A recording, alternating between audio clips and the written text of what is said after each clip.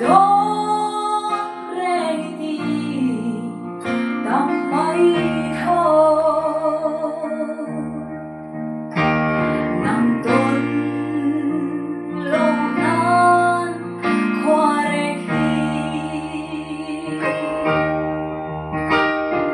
xây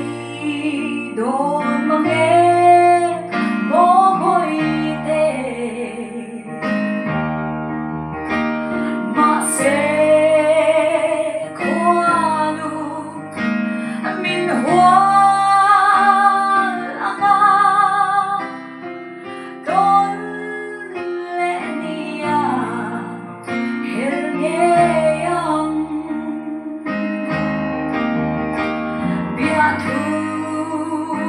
đi dòng căn tiếng đã có rinh dâu lâu trong cắm môi lên cha cây mi bồn mây ya tập